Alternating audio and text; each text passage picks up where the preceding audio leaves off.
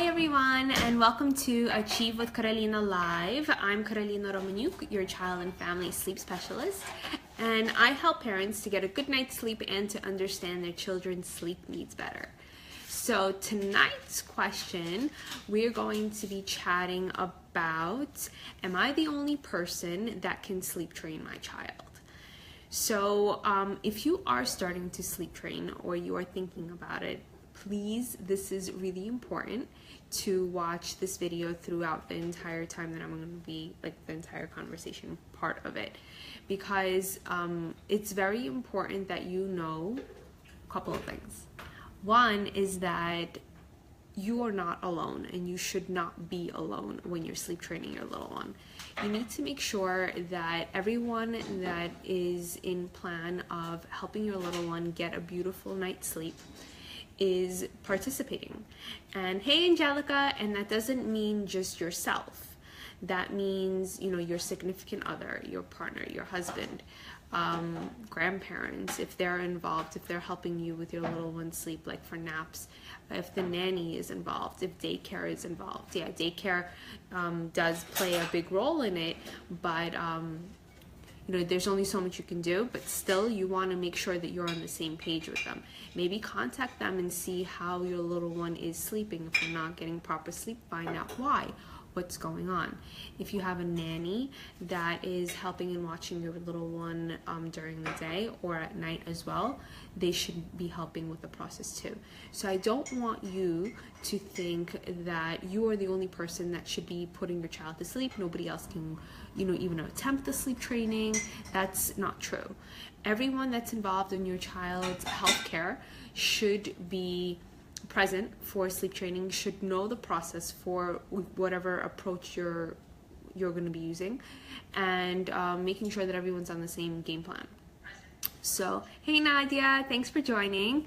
So if you guys have any questions on this, let me know. This is like a kind of like a short video today, but I just really wanted to make that, thanks babe, I really wanted to make that clear, because I do find that that's kind of a confusing topic for some people, and I do get asked that almost all the time when I start working with families is, am I the only one that can do the sleep training? Can anyone else help me? You know, how will that work also? So really what that is for an example, let's say you're doing nighttime, right? And you have your sleep plan already in place, you know what you're doing, you have everything kind of, you know, written down, and you're the one that's starting with the sleep training at the beginning of the night. Then let's say nighttime hits, maybe like 2 a.m. you have your first night waking, or you have like a couple of other ones. What you want to do is have your partner, if you're too tired to continue, tag team you. And I don't mean like slapping hands or anything else like that. What I mean by tag teaming is that they'll enter into the room when you exit. So you never want to have two people in the room, because that just creates chaos, and it can kind of become more like a good cop, bad cop kind of a situation going on. So what you really want to do is, if you are, let's say, in the room and still taking some time for your little one to fall asleep, and you're exhausted and your partner wants to help you, you will leave the room and then have your partner enter the room.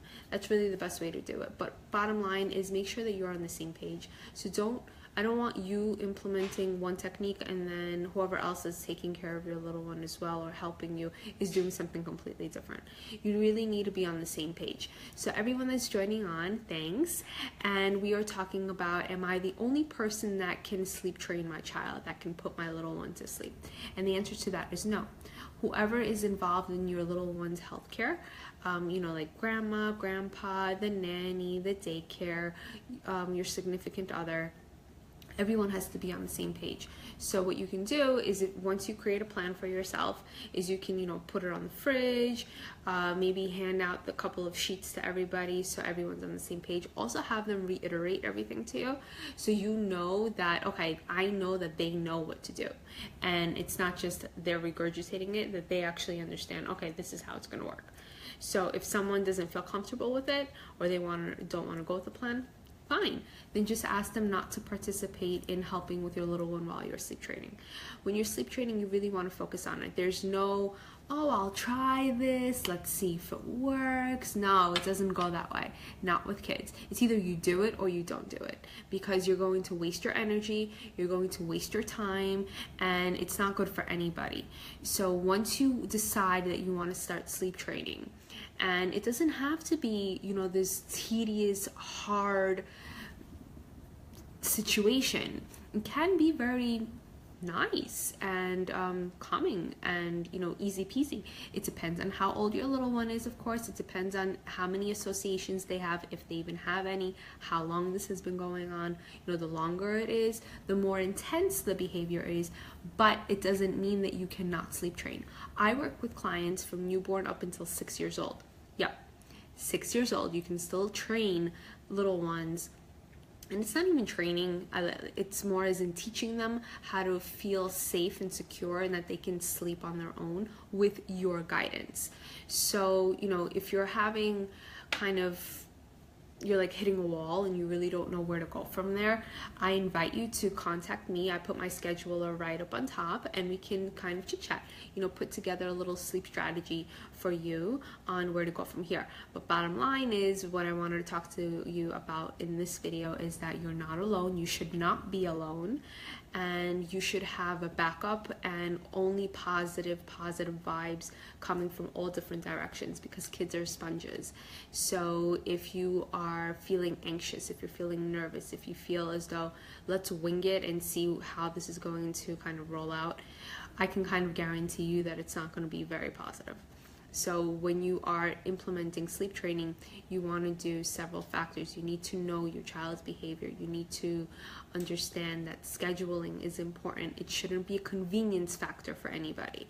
It has to be important that you're creating the proper sleep hygiene for your little one, the proper times for your little one, the proper environment for your little one, and then kind of work with that. So when you're going to start sleep training, make sure that everyone is on the same page, and as well you are focused on just sleep training. So don't start it if you're gonna move, don't start it if you just moved, don't start it if you are going on vacation, don't start it if your little one is sick, or if they do get sick while you are sleep training, you pause, you don't continue. You need to make sure that you have the proper pieces in place to make sure that you're going to achieve your goals on that. So I hope all that makes sense, and if you guys have any questions, let me know. I'm going to be on for like a couple more minutes.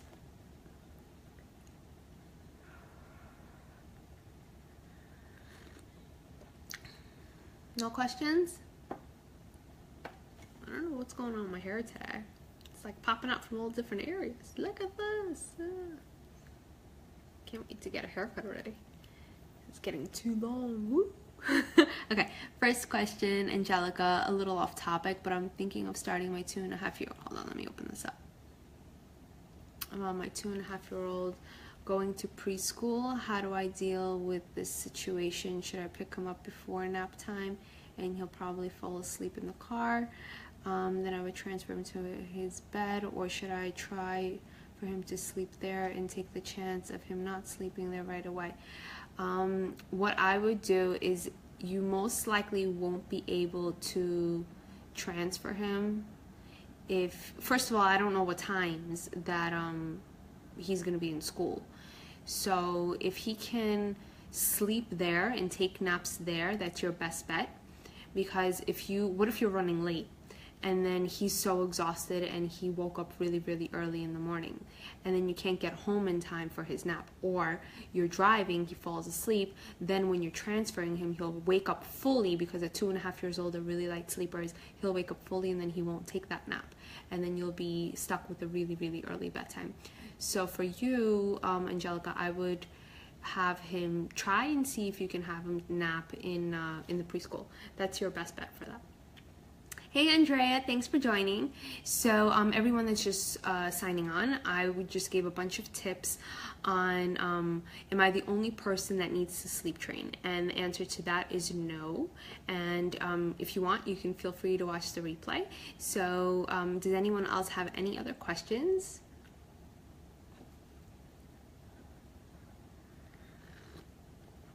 Just drinking some tea. I don't know if you could say that. Yeah. if I tip it more, it's going to fall. So yeah, I'm just gonna drink it right now.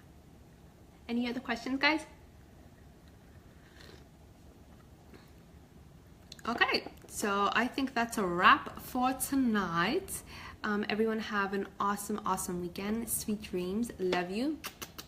And I'll see you next week. Bye.